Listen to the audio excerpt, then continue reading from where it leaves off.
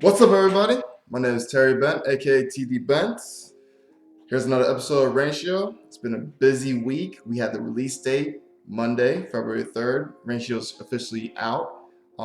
Very excited for it to be out in stores, available online. You can, of course, purchase it through our website, iuniverse.com, any third-party retailers. Whichever you see fit, you can purchase the book and the ebook. They're both available. So with that being said, definitely take a look, check it out, read it. I love feedback. I want to hear from you guys. I want to hear from what you have to say about the book, if you like it, if you don't like it, what are some things that interest you or anything like that. Today, we're gonna, is that a fly? What the fuck? Today we're just gonna go based off of Ranshio, what it is. As you already know in the first video, I told you that the meteorite that came to Earth that wiped out half population had Ranshio infested in it. So the Ranshio energy that's inside a meteorite exists on Earth in this time frame where the book is being taken place. So now I'm going to explain exactly how the whole procedure works. Number one, infection. Particles of light ranging in various colors are known as Ranshio essences that float throughout the atmosphere. They're invisible through the naked eye, so no one can see them. They seep in through humans, animals, anything that could come contact, anything that have living origin, they can interact and seep in through them.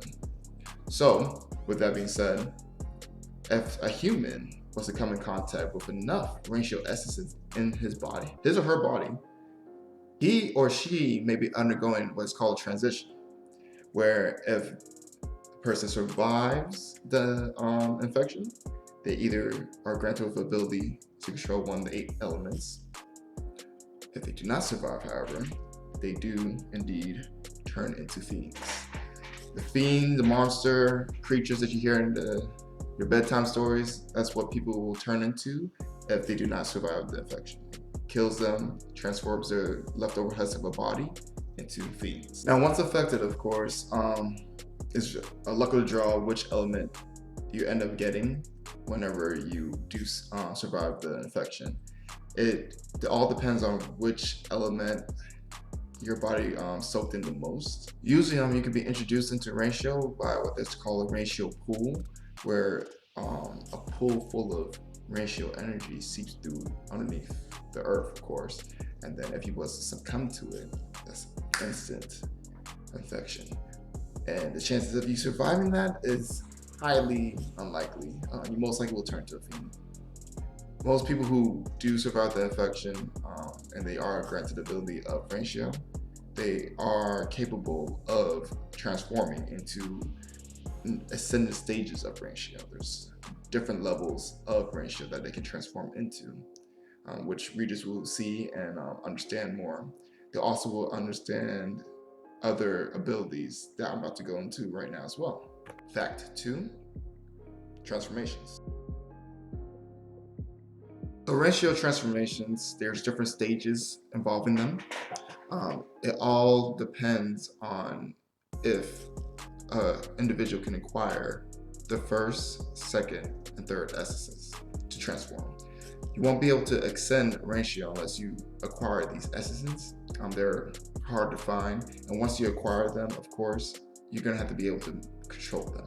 If you do not control them, when you try to push through a transformation, you will turn into a fiend.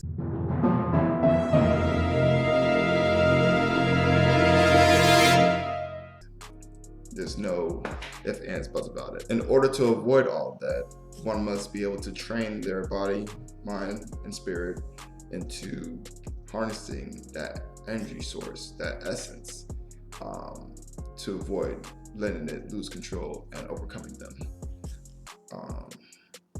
In this book, Koji will be going through a lot of tests and trials along with his allies who are also infected with Ranshio as well.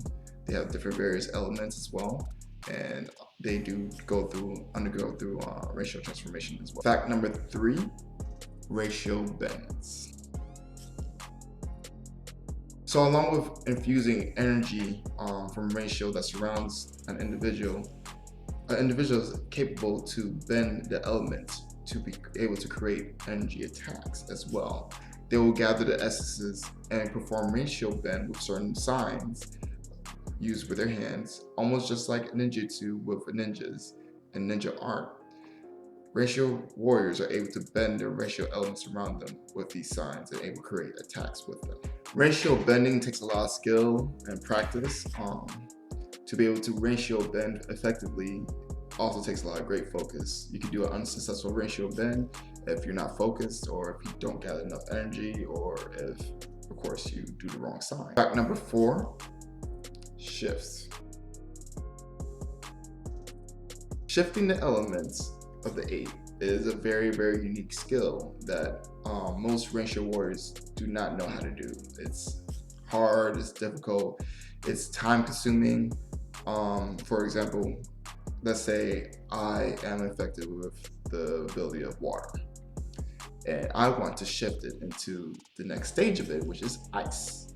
It takes a whole lot of concentration, a whole lot of focus, and a whole lot of time to prepare each water ratio essences to shift into ice essences. But once it's done, of course, the end result will be fantastic. I'm able to perform ice moves. I'm able to create ice attacks, only for the amount of ratio essences that I shifted into the ice stage, of course.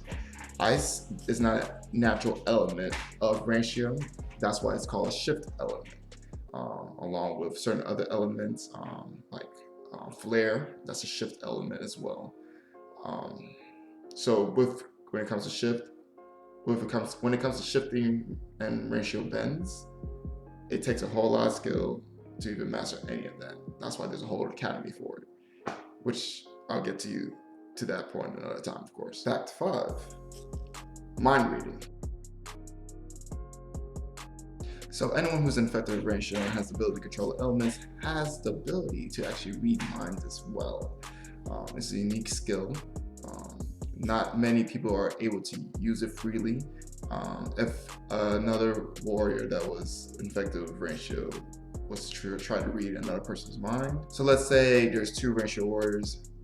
They're at it, they're talking. They want to try to, communicate through their minds.